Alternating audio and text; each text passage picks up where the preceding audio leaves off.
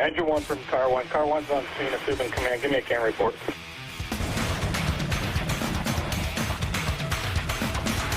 And we're currently live. So 50th episode with the C.A.N report. I'm Mike Goldstein Stickers, and this is my wife, Krista Goldstein.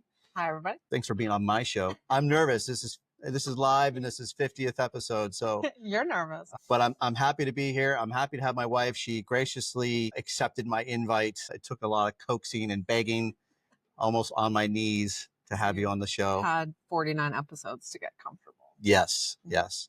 So thank you all for being a part of this. If it wasn't for you guys, this wouldn't be possible. I just want to give a shout out to this morning. I made a post about reflection, a post about being better and working on yourself and being humble. And this has taught me that. But that post I made was amazing to get that response that I got from you guys. I'm really, really proud of what we're doing. I'm proud of getting the message out. And I'm thankful for all you guys for giving me the support. And again, that post I made earlier today, that was just, it wasn't a bad day at work. It was a good day at work, but I learned a lot of things that I should be better at. And we should always be reflecting on our performance, who we are, what kind of service we're providing to our community, but also the kind of service we're providing to our crews and even to our families as well. My wife wouldn't be here if I was a shitbag. She didn't believe in me. So it's really something special. And I really do appreciate her being here. And I appreciate all you guys for tuning in. Hopefully this is working and you guys are enjoying it. So 50th episode of the C.A.N report. It started out of as love, and it continues with love. And I thought, what better than to celebrate than having you guys with me and having my wife with me. And also just want to give a quick shout out for a shirt that I'm wearing. Ash and Grit, great guys, Ash and Grit Company out of Los Angeles. If you are in the market for swag, as we all love our shirts, our t-shirts, our hats, all that good stuff, make sure you're checking them out. I really appreciate them. They just sent me some shirts today, and I'm loving them. I couldn't wait to wear it. So Ash and Grit Company, make sure you're checking them out on Instagram. I got a new shirt today, by the way. I got three new shirts. Too many shirts. I don't know what to do with all my shirts, but I'm happy to wear this one. I appreciate you, brother. Thank you so much. So we're going to get in the meat of it. If you guys haven't, please click like, subscribe. It helps to know that I can keep going with this, that you guys are appreciating what I'm doing, and it helps to continue to grow this. And this came out of love. This came out of the passion of being beaten down by certain people in certain departments and feeling like I didn't have a voice. And I decided to create this platform and give myself a voice and give others a voice. So it's not just for me, but it's all for all of you. And it's been pretty therapeutic, and I'm really enjoying it. So Krista Goldstein, she is my beautiful wife, my partner in crime. And I just really appreciate you doing this with me. It means a lot. Yeah, it is fun. So I wouldn't be here without Krista. Krista Goldstein, tell them a little bit about yourself. Well, I am married to Mike. I'm a fire wife. I'm also a daughter of a fireman and a granddaughter of a fireman. So it's no stranger being married to one. I think it's like, a lot of people think it's hard. It is hard, but I think I was just used to it, I guess. It's like just normal life for me. I actually did want to say something about your post this morning. Like, I read your post this morning and I thought that was really nice.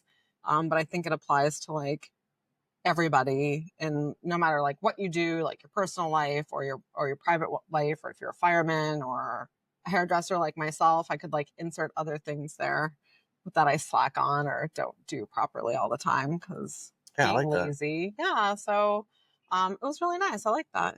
Thank you. Yeah.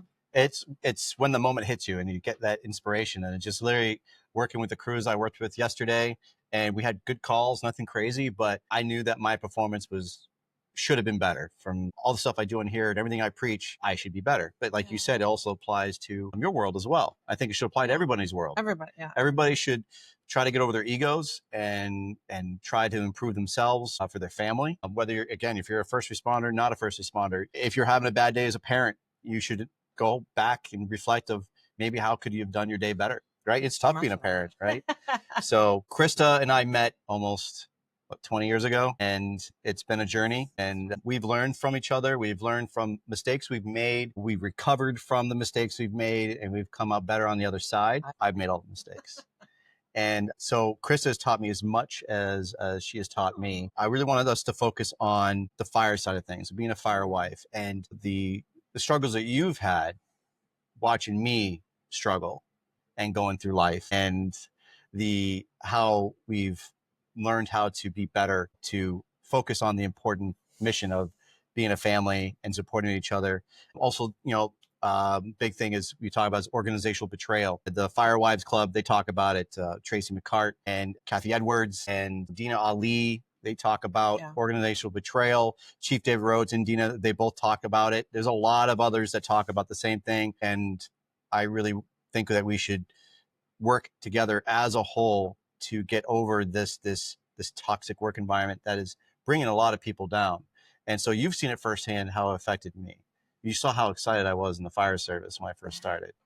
Well, I think the hard part is like when it's good and normal, it's hard anyways. And so then when you have a toxic work environment, it makes like an already hard situation unbearable almost. So at first it was like call firefighter, and it was like it's gone all the time, but I had like really a lot of support from like our family. My mom gets it. And then, but it was like a lot of stuff. Mike missed like a lot of stuff. But when he was there, he was like super present with the kids, which is you've always been really good at that.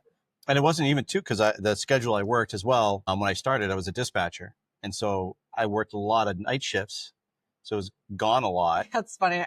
Like my clients were always asking me like, don't you get alone? Like, aren't you alone at night? Like, how do you live with somebody who works nights? And I was like, I don't know, live by myself and moved in with somebody who works days and nights, and just seemed normal. Yeah.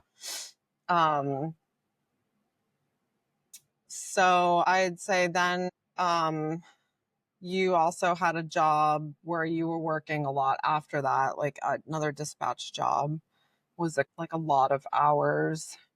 And then you left there because it was toxic as well. And then moved into your department that shall remain nameless, apparently.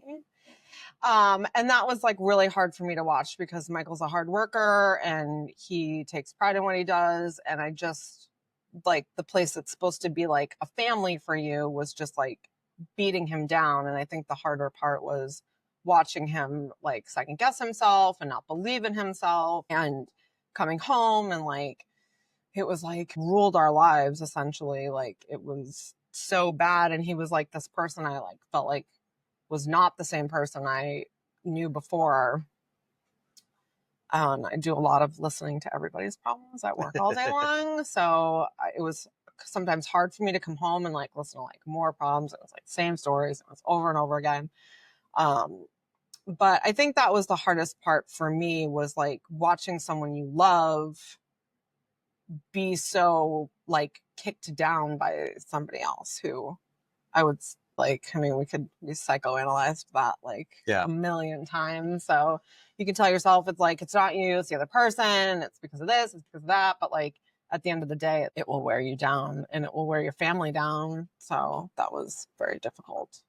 Yeah. And I felt like we talked about it before. I felt really bad that I would have such a tough day at work, and it wasn't even a tough call. The calls weren't bad, but the environment was bad. And I would come home and I would just complain. I would unload on you and just complain about everything that person did, as you should. But I think that wives, and or spouses, it's their job to listen, like you said, but it's not the only job. And the other thing that's hard is like I work, I have kids, and so like my plate's already like really full. So when you have somebody like who's also needs like so much of you in that moment, it becomes like very difficult because I don't always have that much of my plate to give, So I think that became stressful as well.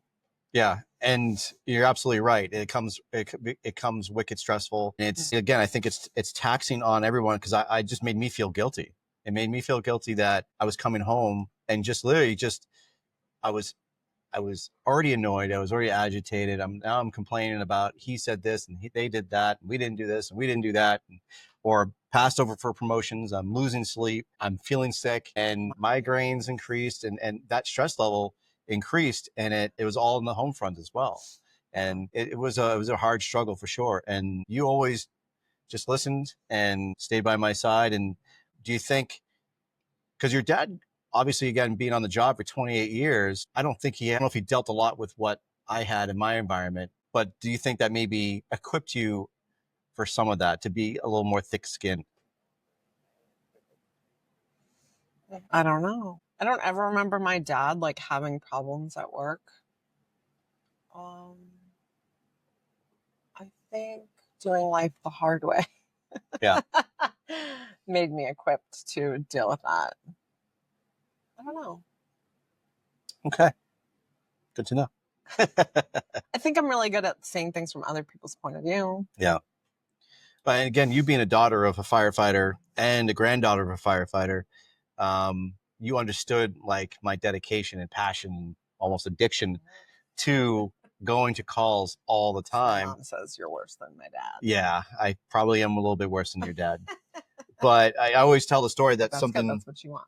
you know, and I'm not proud of is we talked about before, I talked with a bunch of other people, is how I would just pawn the kids off of somebody else to go get a fire call. You know, that famous word would come in, structure fire. And our kids and our nephew at Sarah Brown's house down the street. They had a great time though.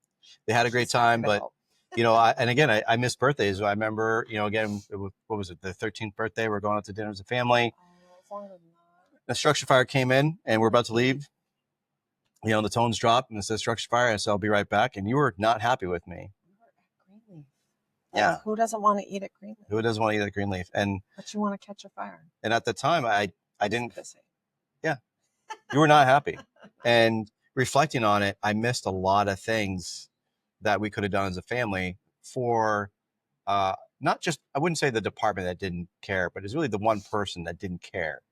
And looking back, I did so much sacrificing for somebody who didn't care whether you were sacrificing or not. And because he flat out would tell you, like, if you didn't want to do it, you didn't have to. I didn't make you.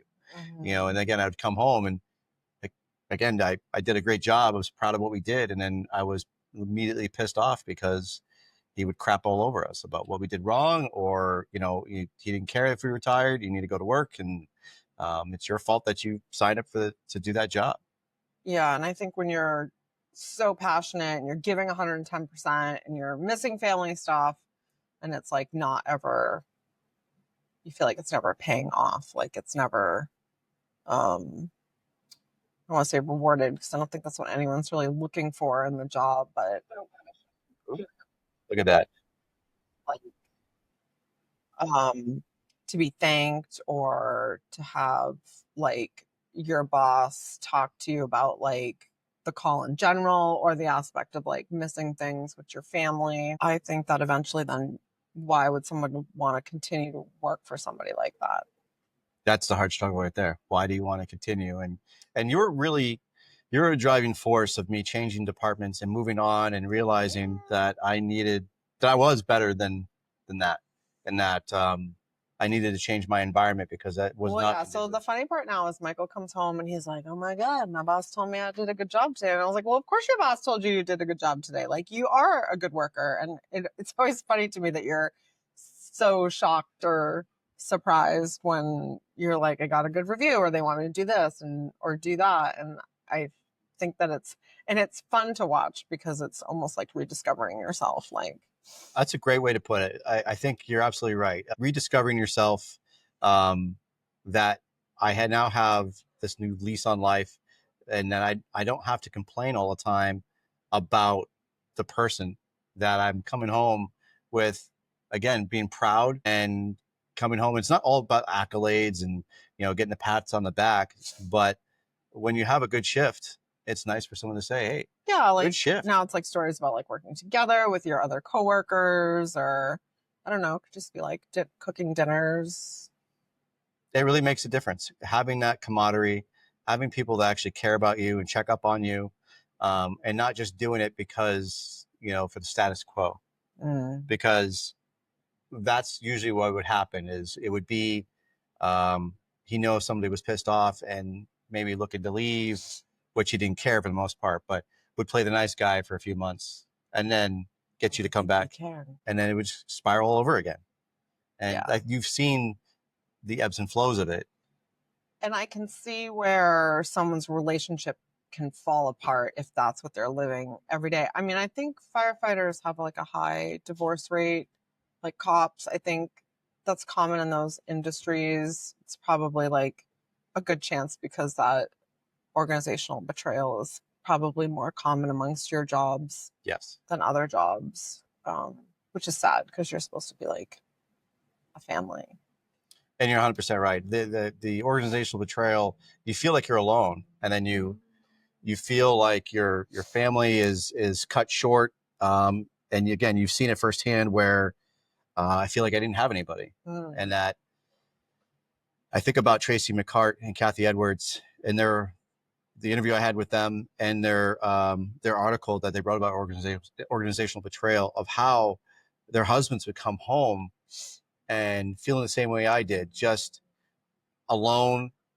It felt like they didn't have anybody they could trust, and they were distant to their families. And you guys were there having to be that support, and it's like double duty, like having to not only support us on the tough calls, but now you're also having to support us on the stuff that's not right. When we're feeling cheated, when we're feeling that we weren't treated right, that things are definitely unfair and there's nothing we can do about it. We're up against that wall, and we don't want to leave the jobs because, again, what if we don't like it? And that was the biggest thing that we talked about was, well, what if I don't like it here? What if I don't like it there? Is the pay going to be good? If I don't like it there, I can't go back to the previous department. They've already told me that I can't come back. And it's a tough thing for you, having to be like, it's going to be okay, and we'll get through it and find a different job. I always believed you just land where you're supposed to. That like it would, if it worked out, that's where you're supposed to be. Like, yeah. So now, with you growing up in the fire family, what are some fond memories of being with your dad or being with your grandfather? Because your dad told me a lot of stuff about how, again, he did the same thing, like big fire, the lumberyard fire in Nashua many moons ago, and he's like, he handed them off to your grandparents. Here, you gotta watch the girls. I gotta go fight this fire. Yeah, I think it was convenient that my grandparents were. And I do remember multiple times like going to get ice cream or something, and then that call coming in, and Dad's like, "Woo, woo, we're gonna go buff this fire," and he'd take us with him. So that's fun. That's a fun memory for me. I think that's funny. I think I remember when we moved to Milford and there was a scanner in the little white house that Rosie and Tom gave you, and everyone's like, "Oh my god, a scanner!" I was like, "A scanner? I don't even hear a scanner. It's like just background noise that I grew up with." And actually, funny about the scanner too is with Happy. That was also like he had his little on his hip all the time, and then they would come get their hair done at the salon, and it would go off, and everyone in the salon would be like, "What the hell is that?" Like, "Oh, it's just a scanner. Don't worry." I was thinking, we just had the camping trip. We went to New Jersey with the softball girls, and one of the dads kept joking because he's like, could not start a fire, and I started the fire. And he kept joking about how I was a little firebug and liked to play with fire. But it was really funny because growing up we had camp, and my dad was like what was it? I don't know. It's probably like it was a pretty large cardboard box he took, and he like filled it full of pine needles and leaves, and he's like, "We're gonna learn about fire behavior today," and lit it on fire inside, and then was like cutting holes in it, like why you break windows and what that does to the smoke and the fire. It was pretty funny. Probably not many kids do. No. And you got to do a lot of stuff though too. Like he took you to some live burn trainings. You got to put on the gear. I did. I thought about being a firefighter for a while. I trained to take the CPAT test with my dad. We used to like to work out together a lot. I did get to go to the dump, the Nashua training grounds. Mm-hmm. Yeah, the smoke building. I get to put on all the equipment, feel my way around in the smoky building, go on the lat high. You got to do things that a lot of kids didn't get to do when they're younger. And what's nice is seeing that happen with Quinn. Yeah, I was going to say, I did not go to Explorers. I don't know if that was, I'm surprised my dad didn't make us do that. But that was pretty neat that Quinn, our daughter, we have twins, and she's into right now the fire service. She's done the Explorer program 2 years in a row. And in right now for it. She's got her fire t-shirts on. She got to go to her live fire in New Ipswich, and really, really happy to see her get that bug and to want to be a part of it and just do more. And it's just cool because your father, I could see how excited he is and hear all those stories and, living vicariously through her and through me. And also we have his other son-in-law, Chuck, my best friend, Chuck. We're both in the fire service. So he gets to live through all those stages that he did it. And Right. I think that's really fun. Sister and I laugh that my dad forced them to become firemen, forced his son-in-laws to become firemen. Greatest job in the world. And I think that's really cool that it's such a bonding experience, though, as a grandparent to a grandchild, to be able to talk to her about that and tell her some things that he learned along the way and help her to just develop that passion even more if she wants to do that. And he got to teach and give a presentation. It rejuvenated him again. And I think that's really fun to see, where I had him on the show, and he talked about you get to a sour point and that's when you're supposed to retire. And it's unfortunate. And I understand what he's saying with it, but it's very unfortunate that you have to get to the point that you become sour and then it's time to leave. But now I think it rejuvenated him with the Explorer program of us doing the Explorer Academy. He wanted to do a presentation. He developed a PowerPoint, and he had a whole thing he was saying, and he was amped up again. Yeah. And there's his granddaughters in it, and there's 50 something other kids that are there to listen to this guy talk about his experience, his knowledge in Nashua. And he had some really good photos from back in the day and some really good knowledge and education that he gave him. And I think that's really cool to see that it brought that passion back. And now he doesn't have to just talk to me or Chuck, but he gets to talk to Quinn about those things. Yeah, that's cute. The other day they're out on the deck talking. We actually thought my dad was talking to himself, and he was talking to Quinn about fire stuff. And I think just amazing to see. And then, like you said, like your mom said, I think Mike's worse than your father with being kind of addicted to this, if you will. I think another thing that I love, what's so amazing about you, is your patience and your support of also letting me go to all these training conferences that I've gotten to go to. Because if anybody's listening, it doesn't look like anybody's listening, but if anyone's listening, I didn't go to crap before. I didn't go to any training conferences when I was on my previous department. I think I maybe went to 2, and they weren't really well received from that department. Fast forward to my new department, new lease on life, and I was amped to go. When I asked my assistant chief, hey, can I go to this training? The fact that he said, I fully support it, just bring back everything that you learned so you could teach us. That was like my green light to go, okay, I'm going to go to trainings now. And I hit the road running. And the fact that you were like, yep, go ahead. Sometimes you're not happy. And I'd kind of be like, hey babe, can I go to a fire conference maybe next week? And we'd have to plan real quick, but maybe a little too many the first year. The first year was a little too many. I got to admit, it was just so exciting to go all of them. But it takes a lot for a family to run, especially when somebody's gone for a week, 1 month, and then the next month another one, or 3 weeks in 1 month. And that takes a lot of support from you. Thanks. And I appreciate you doing that. People need to do that, though. Like, go be with your friends, go get amped up to do your job again. Like, everyone should always do continuing education in whatever they do. Just not 4 or 5 times. I mean, I used to go to hair shows. You'd let me go to hair shows. You'd go to hair shows, and I always fully supported that. But it means a lot that you understand how important it is to me to go to these conferences.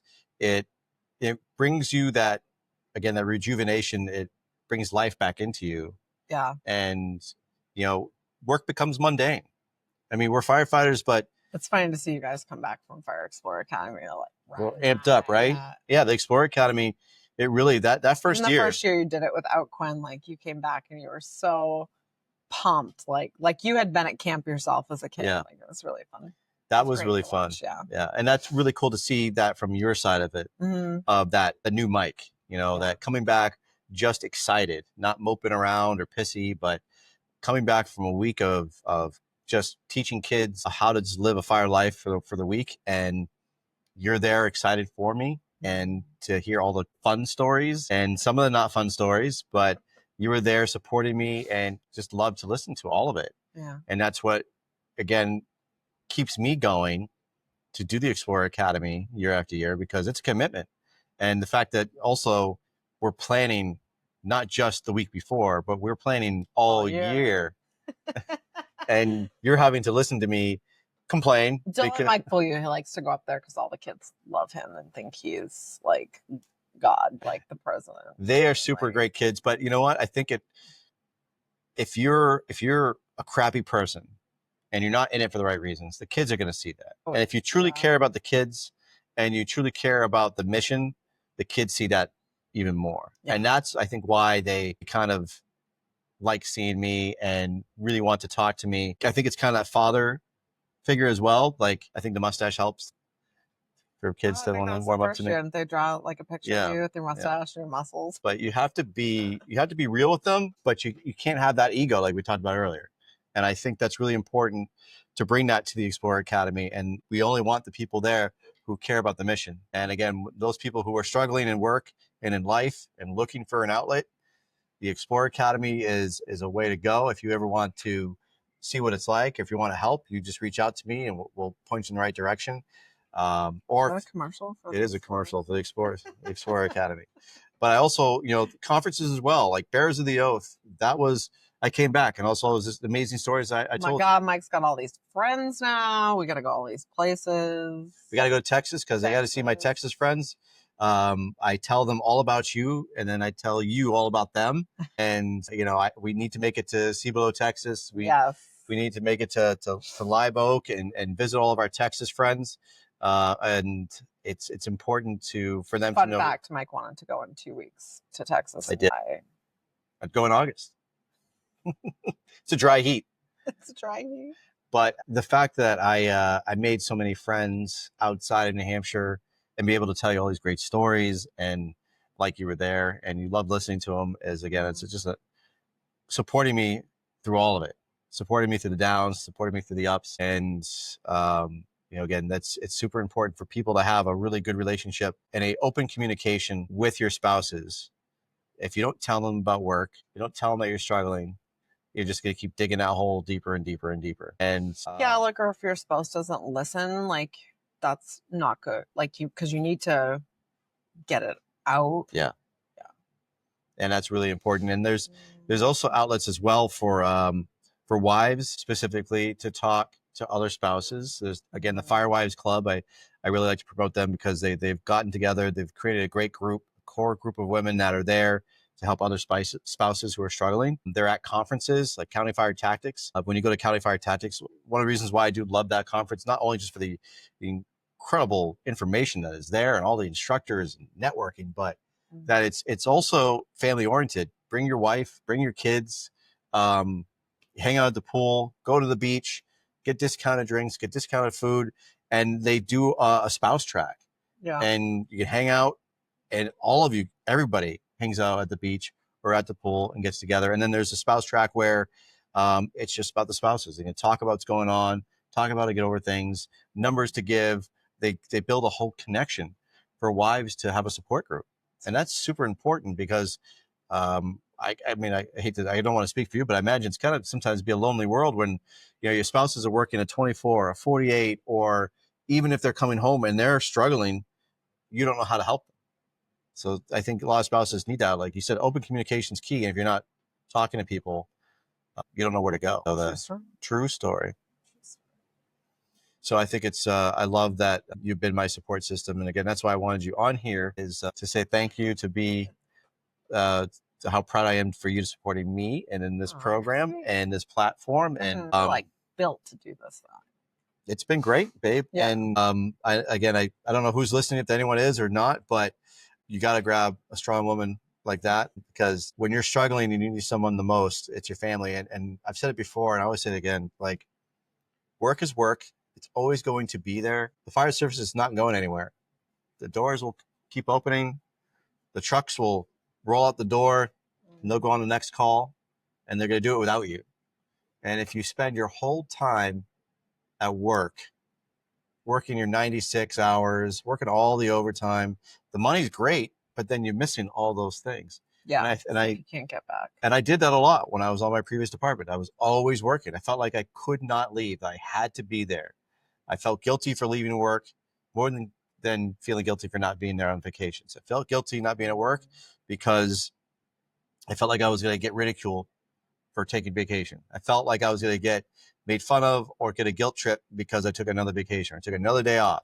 And that is funny because at your now department, like Mike takes more time off than he ever has ever since I've known him because he's like comfortable to take time off. Because So I know the feel place will continue to run without me. yeah. And that they promote that. Like, if you want to take time off, you've earned it. But now it's They also, give it to you for. in smaller departments, you don't have the luxury of working swaps a lot either. So, Yeah. and I had that problem where we didn't have the availability to do swaps because there was only like 6 guys on shift. Mm-hmm. So when you wanted to take time off, you had to compete with other guys who were taking the same days off. So you couldn't take those weeks off. You had to coordinate with everybody within those 6 guys, and it made it difficult. Yeah. And again, guilt trips as well about taking too much time off.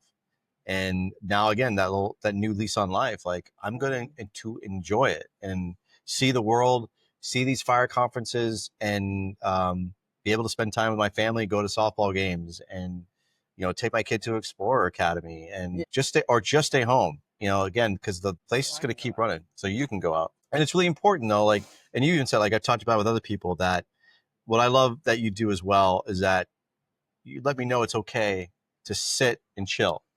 Like, I don't have to be constantly feeling guilty because I'm not mowing the lawn, or I didn't vacuum the floor, or I came home either working at 24, but it was a tough 24 or a tough 48. Extend that same grace to me. Yeah. Same time. But it's that working relationship, and I know day off and not do anything. We're constantly like that, moving forward. It's like we always feel like we have to be on the go. The house looks like shit no matter what. So like, it's true. It's true. But I should say lived in. It's cool that you remind me that it's okay to chill, to take a break. One time I told you were useless to me on your days off. Yes. Your first day off. Yeah. Because you generally are tired. I feel like that. You work 1, you get 3 off. That like first day is usually. Yeah. Yeah.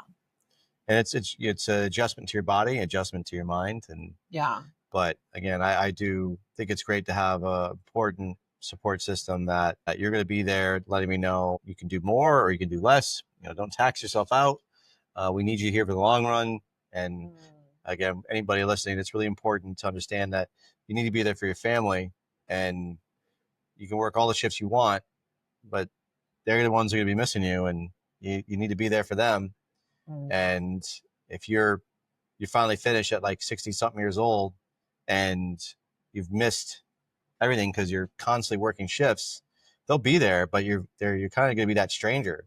Just wait until your kids are teenagers, and then they don't want to be around you anyway. Well, I was thinking about that today, to be honest with you. Like, it was, again, I'm always having deep thoughts. And one of the things I was thinking is like, right, we have teenagers. You're not as cool as you used to be because they're in that phase, right? But I was their hero when they were 5 to 10 years old. Yeah. And now they've got other things. They got boyfriends, they've got sports, they have other extra activities, and you're not so much that hero anymore, but they still want you around. Even though they don't say it, they still need you there. And again, if I've realized that now, that I need to be here more for those important years. And working a bunch of overtime is fantastic. And you want to help your department out and you want to make some good money. But again, when it's all said and done and you retire, you're going to miss those important years, and you don't want to be a stranger to your family and figure out what to do next because you don't know what to do with yourself. And your family's like, yeah, we're off doing something else. We've already made plans without you. Yeah.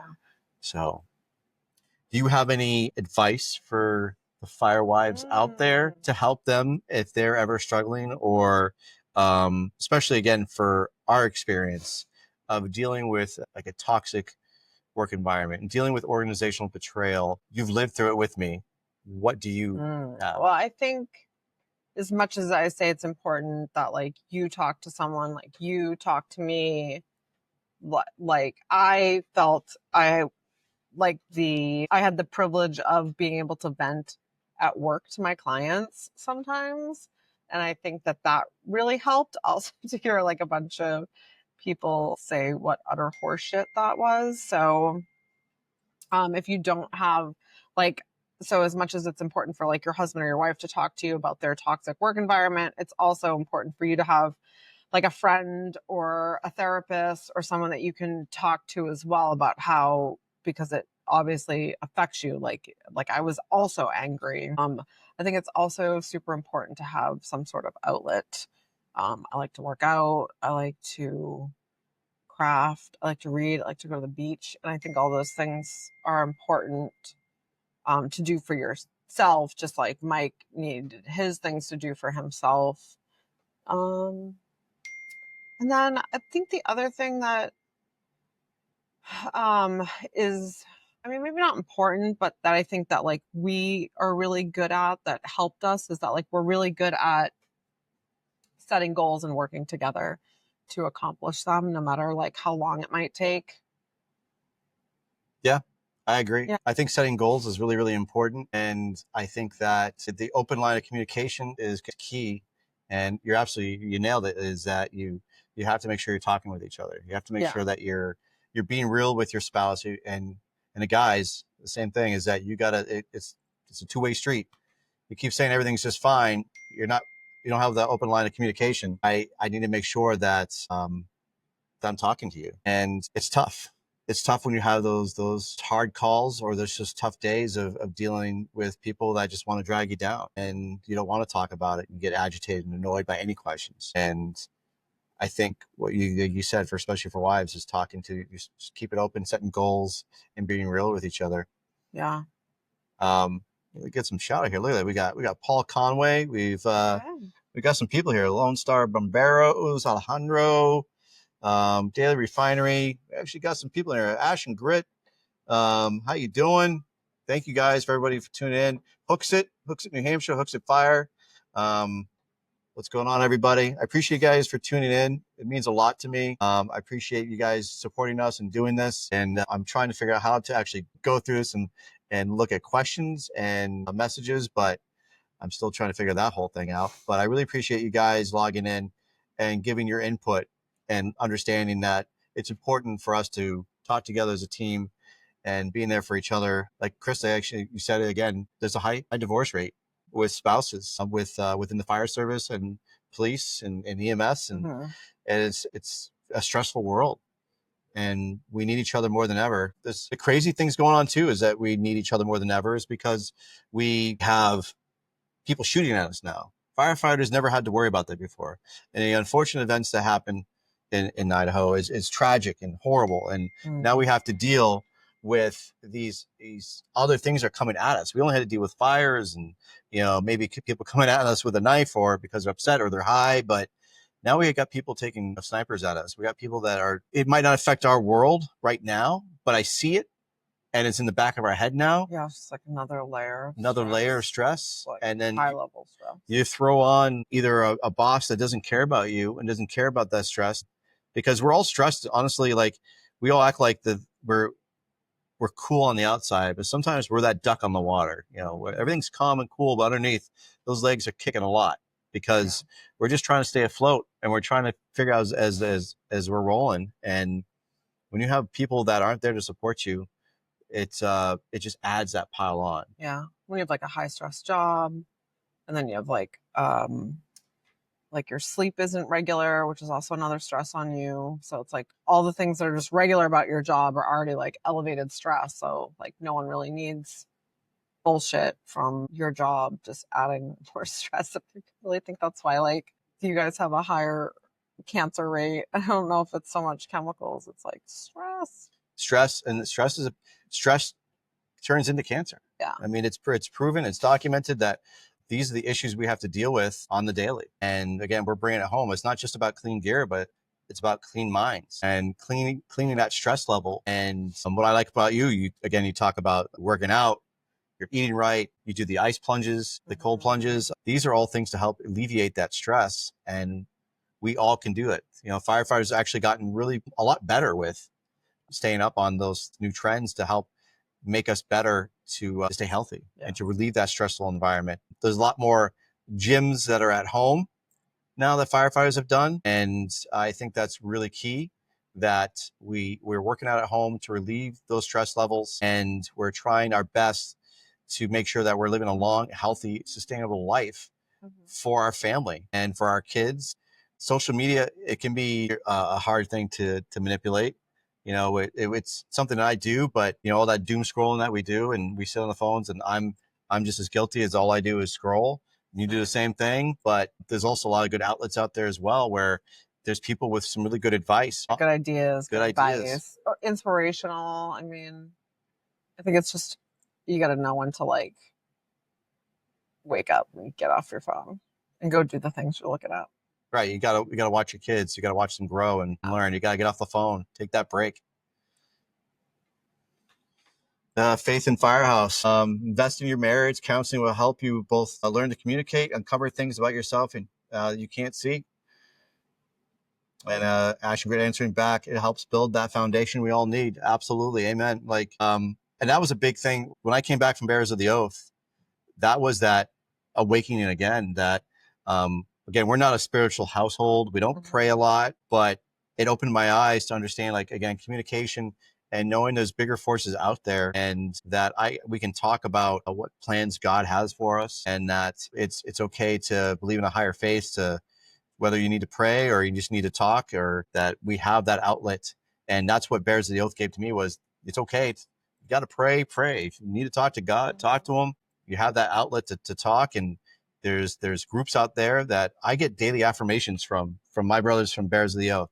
I get texts every day. And you don't even know that, because I never told you that. Oh. I get daily texts. That's a group text.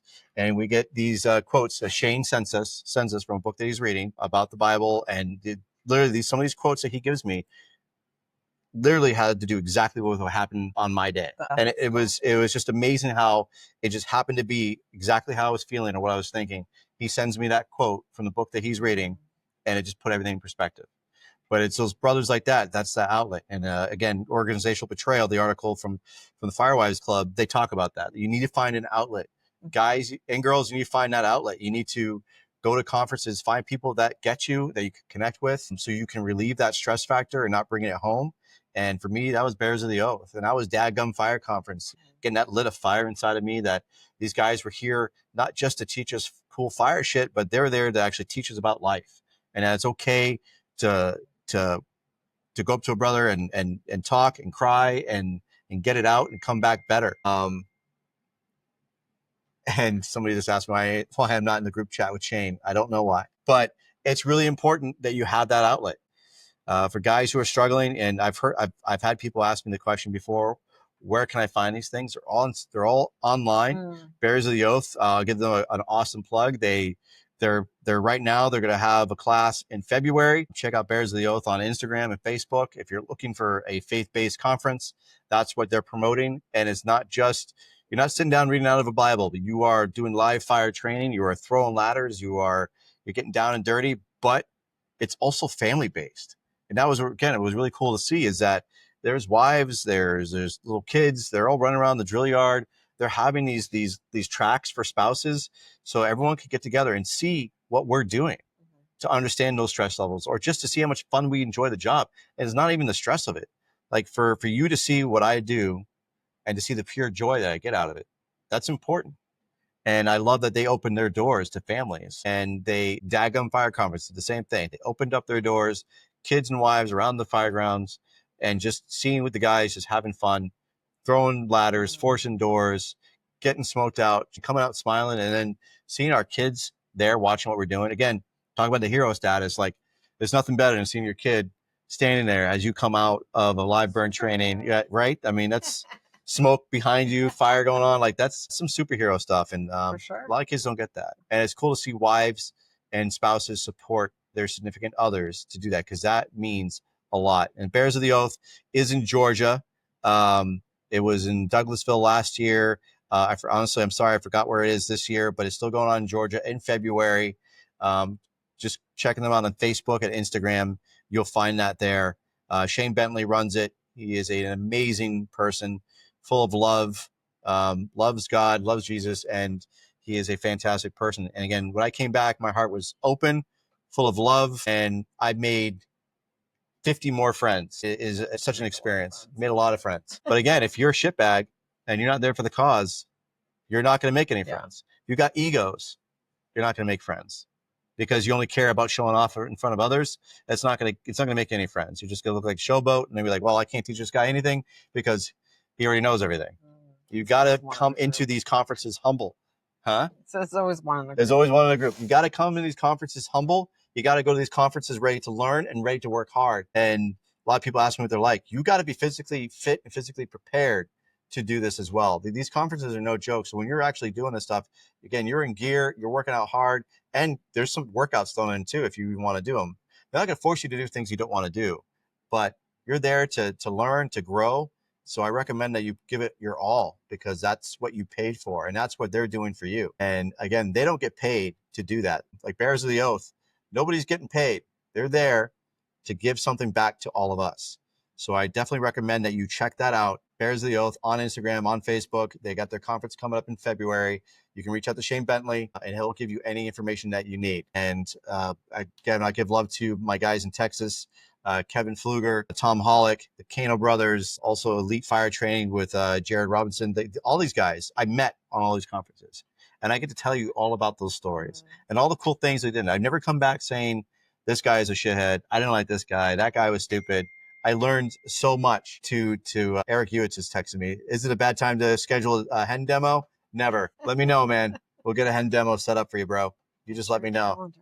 Get your hen demos on. But honestly, we'll even talk about that. The fact that I hate to ramble, but because I got you here and it's live, but the fact is that I took on another responsibility and taking on job collector. I'm a job collector. And I think everybody in the fire service really is. I mean, your dad worked a bunch of jobs. He did a contract. He worked in his own home, built his own home. We all have these different trades in us. And now I took on another responsibility to be a part of the hen family, which I'm super proud of. And I told you that I'm doing this. I said, hey, it might require some traveling. And you're okay with it. You were supportive of that. If you said, nope, I don't want you doing it, I think it's going to tax us. I would probably beg a little bit, but then I would understand. I don't think it's different than me going like, hey, Mike, we're going to get chickens tomorrow. And he's like, okay. And you're absolutely 100% correct. Like you're always game for all my crazy ideas. Yeah. And you mentioned it before, our house will look like shit or lived in. Another thing, a house is never perfect, but it's lived in. Yeah. And we have that great relationship where, yeah, you know what? Our house is going to be messy, but that's the way it is. Mike sells lots of hen nozzles. I can hire a cleaning lady, and then our house will look not lived in anymore. But I do love your outlook on life on that, and that you're not letting those small things bother you. Those small things become big things after a while. And I know things can get tough with us. We don't have a perfect life. People struggle. We struggle financially. We struggle with conflicting schedules. Travel softball league, band, Explorer Academy. Carrion Harper, what's up, my friend? The Explorer right there from Hudson. He was a great kid. And if any of my explorers are watching, my cadets are watching, thank you so much for a great week. Thank you so much for letting us be a part of it. You guys did all the work. We're just there. And again, Krista, my wife, if she didn't let me be a part of it, it would be a different, Which I feel like you must have told the kids that 50 times. I did. They were like, thank you, ma'am, for letting us have your husband. What were your outlooks on it? What did you think about when you didn't actually get to see a lot of it? Because you've actually never been up there because our schedules, again, conflicting. You have travel softball, so you're with our other daughter. Yeah, so going to New York we're with Tegan for softball, and then I have to work the rest of the week so I can take the time off to go to softball. I don't know. I like seeing the videos. You post a lot of videos, which is really good. They wished me happy birthday this year. That was so fun. That was cool. I did enjoy coming up this year, though, and to bring you something and getting to see the kids all oogle over Michael. It was so funny. Tegan referred to them as stray cats following you around. They were a lot of fun. Yeah, got to see Quinn's dorm and all the kids and where they hang out, and a lot of people that help out and make the whole week possible, which is really fun. How did you think Quinn was when she came back from the God, she's kind of aloof a lot of the time. So when she came back from this, she was like you could see a spark in her eye. She was just more peppy. Yeah. And then she was excited Mike was going to the live burn the next day, the day after they got home. And she's like, can I go? And Mike's like, sure. And later that day, our other daughter was like, oh, Quinn's really up Dad's ass, huh? And I was like, I'm like, yeah, well, they're like, you know, they're all amped from their week. They're did that together and they're all excited. And so now she wants to go do this with him. And she was funny because she was like, I love you and I love going to softball, but like, no offense. I like my own room when we get home. But that's good. She told me that. I think that's full circle goes back to our communication line. Like, so I also do know that like when we come home, like she needs her own space. I also need my own space so we can kind of like go decompress. But Quinn definitely was like full on, like, let's go do some more, you know? Yeah. Yeah. She had fun that day. She came back from that day. And she learned a lot. Pumped too. Sorry, Mr. Harper, you are from Salisbury. My bad. And you are on fire, sir. And I thought it was really cool. She learned a lot from Ken Fluger. Actually, a lot of those kids did. And honestly, it was cool to have that outside education come in. It was very beneficial. When she was at the library and training, she talked about exhaust. She talked about inlets. She talked about neutral planes. And these are things that normal kids don't normally would know or talk about. Yeah. But she absorbed all that. And she got to go inside, see the fire behavior. And she talked about that with our BC Thomas Beaumont, who was there with his other department, and she was talking about all this fire science. Yeah. And he was amazed that she was talking about these things. And he's like, he walked out of that building with her, and he said, she's talking about neutral planes and exhaust and intakes. I said, because she just learned it. I said, my dad didn't know what neutral plane was. Right. Because it's funny. And I said to your dad, like back in the day, that was something he really didn't know or talk about. Yeah. You know, 30 plus years ago, that wasn't really a thing that they talked about. Yeah. They just opened up the door and go on in. And now our daughter can tell her grandfather about what she learned and the science behind it, because we've gotten more science and data driven, which is fantastic. And again, support from you, it all comes back to that. It comes back to spouses understanding that, you know, there's certain things we would love to do and have passion and to do them. And we have to have those real talks. Can I do it or can I not do it? Do we have the schedule to do it? Do we have the money to do it? And those are those open, real world conversations we have to have. And again, my biggest thing is the 50th episode that I have right now is all because of you. I can't praise you enough for being here for me, for just being my support, being my rock, my ups and downs, my successes, my failures. We're going to have a lot of them. We're going to have a lot of failures and hopefully have more successes than failures. But it means so much that we're on this wild ride together, and that you're still stuck with me through all my complaining and the tough life. Like, because the last 5 years wasn't easy. No, it was not. But I think that if you think that life is all easy and sunshine and rainbows, you're like super delusional. Yeah. Because I think the good moments come after those low moments. Right. It's the small victories. And it's kind of like you got to like ride the wave when it's good, because it's like gonna crash again and you're gonna have to go through stuff. But I think all that stuff makes us like, it's our relationship always better, like on the other end. Yeah. I love you, babe. I love you. You have anything for our family out there? Our family, our big family that is watching right now. Again, this took a lot for me to coax her. This, again, it was a lot of begging and saying it's gonna be a lot of fun. You're gonna like it. But for you, do you have anything advice wise or anything else? I don't know. We talked about a lot of stuff already. We did.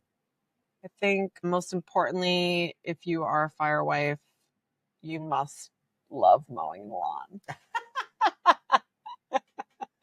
Absolutely. You must like doing yard work, snow blowing the driveway. Yeah, you're right. You're not wrong. I mean, man, I felt so guilty when I'm on shift. I like doing that stuff. But not everybody likes to do that. And the fact that you do it without complaining, except when you can't start something. You can't start the lawnmower, or you can't start the snowblower.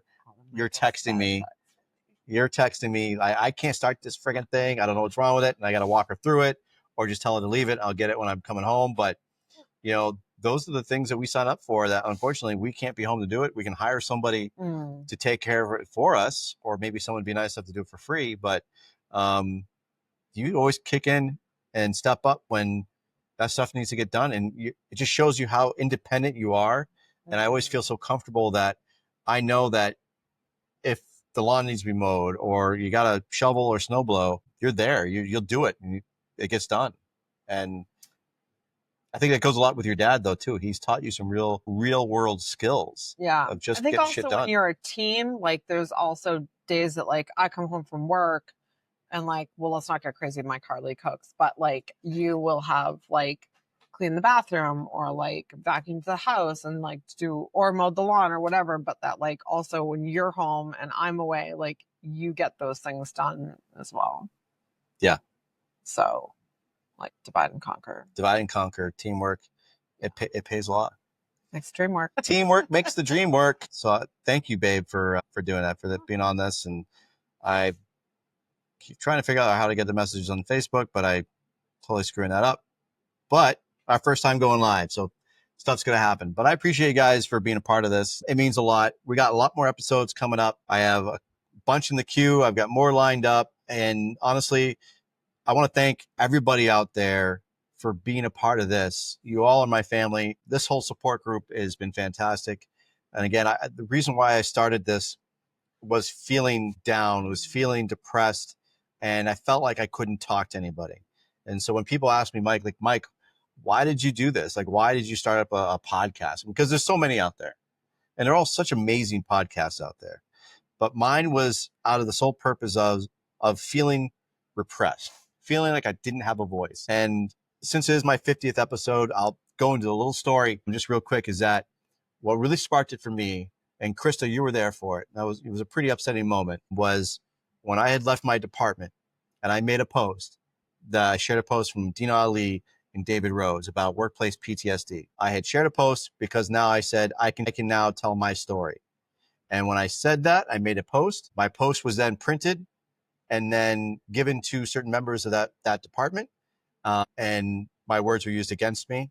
And we had an association meeting, and I was supposed to be voted in as an honorary member. And I just started my new department. I was very excited. And so I'm on this meeting via Zoom, and a certain person said they wanted to talk about a topic. And he read my post and said, anybody who talks like that about their department shouldn't be on this association and probably can't set foot in this department. They misinterpreted because it wasn't about, I wasn't crapping on the department, but talking about my story. And because it felt so threatened that I said that I can now tell my story, that triggered something. And they all didn't like that. They thought I was crapping on their department.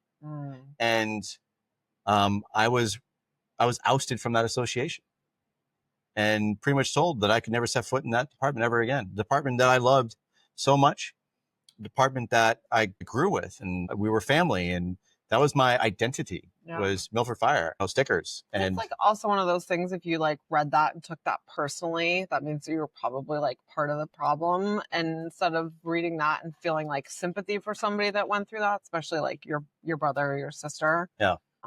So it was really tough. And that's what really sparked me to start this journey and to be able to speak up and have a voice.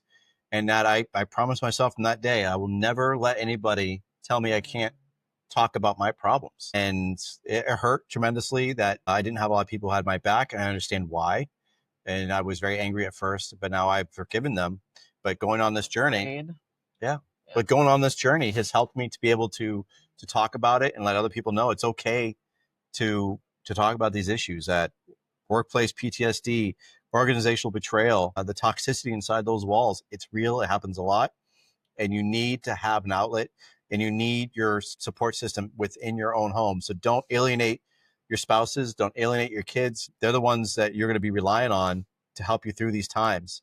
You need to make sure that you're having open lines of communication and talking about this, because it was a really tough couple of years dealing with a lot of things within those walls that I could never open up to anyone, because I felt in fear of losing my job.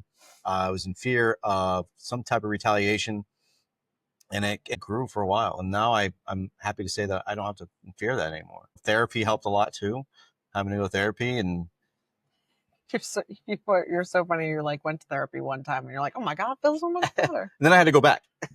And I was like, Mike should be a poster child for therapy. He's like, well, one time I felt great. But it wasn't easy.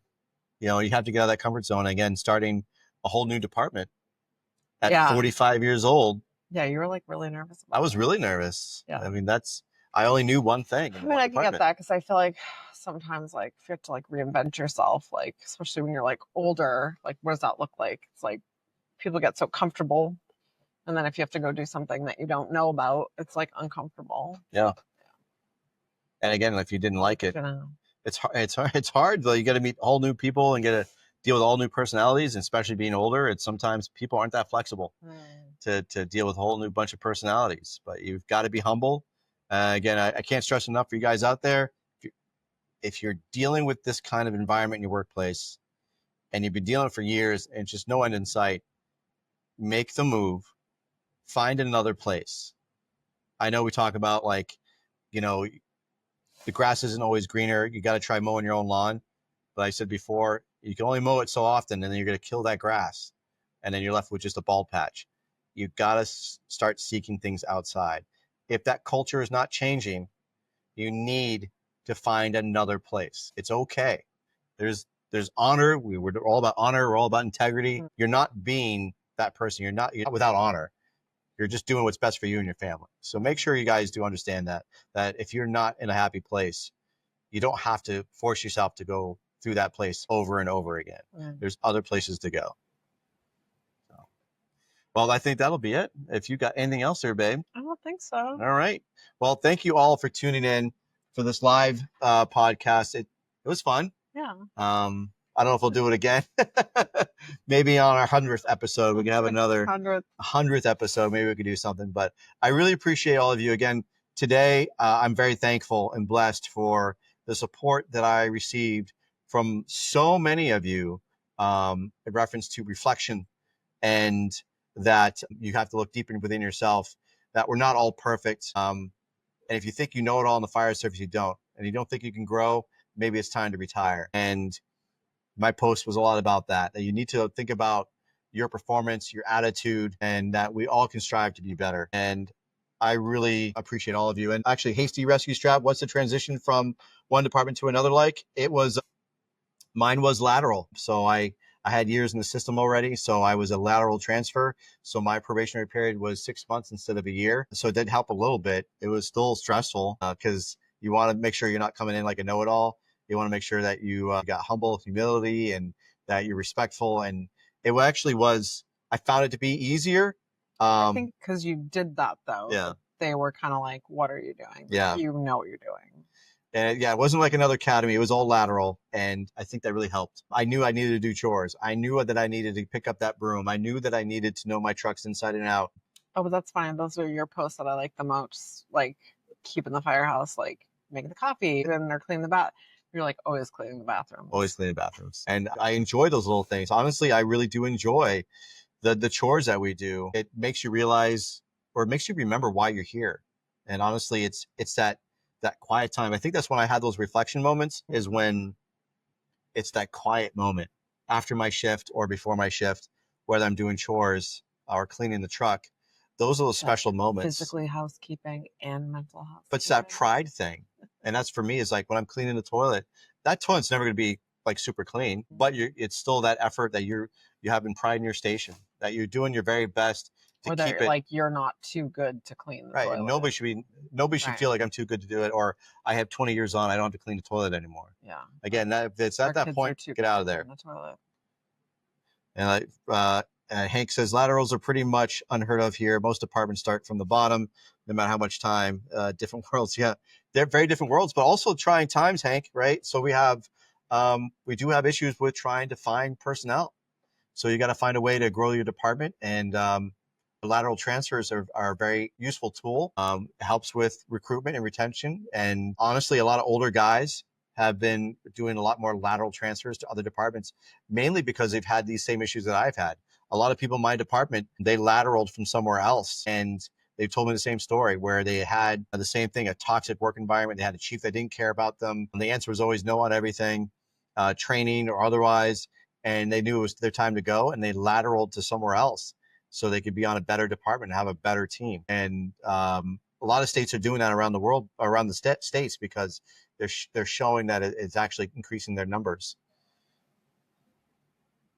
Yeah, Ash and Grit, lateral or not, probation is about working hard, being humble, and learning the job, or is it lateral learning the job the way they do it? Yep, I agree, man. Like I had to learn the way they did it, and I was okay with that because I didn't know it all. I can't be a probationary member and act like you know it all. Your probationary period is not going to go too well. So you got to put that phone down. You got to open up the books. You need to open up your maps, and you need to just ask questions. Um, it makes it harder to leave a toxic department, but luckily most places around here are pretty good to work for. Awesome, dude. I'm glad to hear it, Hank. But yeah, that was a tough part though. Like I knew I could lateral somewhere else, and a lot of departments in the state, they have in New Hampshire, they have lateral transfers, but we don't have a huge full-time area either. So we only have certain departments we can choose from. So you just don't want to throw something on the wall and hope it sticks. You want to do your homework and know that's going to be the right place for you, because either that, you're going to go to other states and start from the ground up, like you said. But I was fortunate enough to start a department as a lateral transfer, 6 months of probation. I worked hard for it. I continue to work hard for it. Like we all said, right? Like just because you come off probation, you don't stop. You got to keep going. And again, that was that post for myself, was I need to reflect and understand that I'm starting to let the screws get loose and I need to tighten them up and realize I still have a lot more to grow and learn from others. And those others that are teaching me are 20 years younger than me, but they are passionate about it and they have a lot of good information. And I can't shut my brain off just because they're younger than me. They know a lot. And let's see. Karen says, would you have any advice for me going into the fire service? Yeah, man, you're doing the right thing, Harper. He's one of our cadets from the Explorer Academy. You're doing the right thing. You're going through the academy process, the Explorer Academy. You're asking the right questions. Don't stop just after the Explorer Academy. Well, especially if you're 16 or 17, keep going with it. Make sure that you're getting educated. You know, take like we said, we went to Lakes Region Community College. You could take your fire science degree program. You could do live-in programs, and then start working your way up to get a full-time department. You got to send up your applications and make sure you're working hard to get that job you want. So you're doing the right thing, Harper. Just make sure you keep working hard. And when it comes to the oral board process, making sure you know about that department. And when they ask you the important question of why did you pick this department? Why do you want to be on such and such department? Don't just say, well, you're the one who called me back first. That's a horrible answer. So make sure that you're actually doing your background information on that department. They're doing their homework on you. You do your homework on those departments you want to be hired from. Apply everywhere you can and don't stop. Yeah, man, absolutely. Yeah, guys, got it. When you're young, apply to places, do your homework, do ride times. Ask, really important, ask about ride times. That's key. Yeah, I think that's a good one, because I'm like, you've had people do that at Derry, and then they can see how you guys operate and kind of get a feel we for get your to see vibe. them, Yeah, and they get to see us. Yeah, and that's really important. If you want to try a department out and you ask for ride time, if they say they don't do it, that's their protocol, whatever. But at least they can give you a tour of the station and see what the area is like. But if you can do a ride time, that's really key. That's really important. It lets us know that you actually care about being on this department, knowing the community, and knowing what the members are like and what our apparatus is like. And when you're doing those ride times, ask as many questions as you can, because that lets us know that that person is really interested and they want to get this job. You should make a list of questions for people to ask. Should. Absolutely. That's why you're here, babe.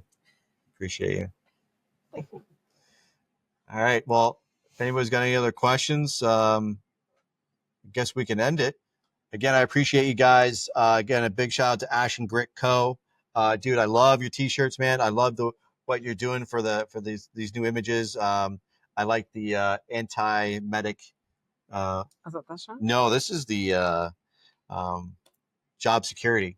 Oh, it's got fireworks on the back and it's a skeleton. So I love it, man. It's very, very cool. Thank you all. I really appreciate all of you for being on this. I know I kind of rambled, but it was just super cool to do this with you, Krista Goldstein, my wife. We have our anniversary coming up in late August. So here's to what, 15 more years? I dropped my mouse. 16. 16? Sorry, I dropped my mouse. 16, yeah. Been fantastic. We have twin girls, 15-year-old girls. They're going to be turning 16 in November. We're very blessed. I'm very blessed to have you guys. Sorry for rambling. I love you all. If you guys have any questions, especially my young cadets, if you're listening, if you ever have any questions about how to get this job or how to stay motivated or workouts, I can always try to push you in the right direction. But for the state of New Hampshire, if you got any questions about jobs and whatnot for my cadets, I'm here for you. Reach out, help you along. And for my third years, I hope to see you back as lieutenants. And for my second years, can't wait to see you back as third years. And Quinn will be a third year. Quinn will be a third year. So I'm really looking forward to seeing all of you. Thank you all. So I'm burnt out 25 years. Pino, I'm sorry, bro, to hear that. And burnt out is, again, I'll talk about it real quick. It's not just from the job, but it's being burnt out also from bad leadership. And there's, oh my God, Stephanie White. She runs a podcast, and she came out with an article about the burnout. And it's not burnout from calls. It's burnout from poor leadership, toxic work environments, PTSD. That's what's getting us burnt out. He needs a class. He needs a class. Yeah. Yeah. So that happened in my job too. Being burnt out. Yeah, like you get burnt out. You're like, well, what am I doing? No. Yeah. Like you would say, mundane. yeah, the mundane. Yeah. So I don't know. Classes have always helped me feel like something new and something exciting to share. Yeah. Try class. And CC Pino, if you ever need help, if you need a direction, I can help. I'll try to help you the best I can. We have Next Rung that I love to promote. I have the card right here. Next Rung, they're awesome dudes. Their numbers are here. If anybody's ever needing to talk, I talk about them a lot. They're doing great things for us. So if you're feeling like you need to talk to somebody there, CC Pino, make sure you reach out. And if you need to message me, you can privately, and we can see what we can do for you and get the help you need, or just literally just vent. That's what we're here for. And Mr. Harper, I'm going back as a lieutenant next year. All right, man, I appreciate it. I love it. Can't wait to see you back next year. All right. Next Rung. Yes, sir. Pino, Next Rung. Blake Stennett, Charlie Brown. They're a great group of people. Faith, family, service, mindset. Let's see if I can get you that QR code. There you go. Let's see if we focus. There you go. Focus, autofocus. It's because I'm over here. Next Rung. So make sure you guys, if you do need help, they're online, Instagram, Facebook, all over the place. So make sure you are checking them out if you need help. They're helping a lot of people. They've helped a ton of people. So really appreciate those guys. So, all right, folks, I appreciate you. Appreciate you being here. I love you. Thanks for being on the show. Thank you all for tuning in, and we'll see you next time. I got more podcasts coming up. And if you need any swag too, I'll do my own little promo. If you need any swag, I got it. You can go to my online store. It's on my Instagram link. So make sure you are checking that out. All right, guys, take care. Nozzle top. Bye.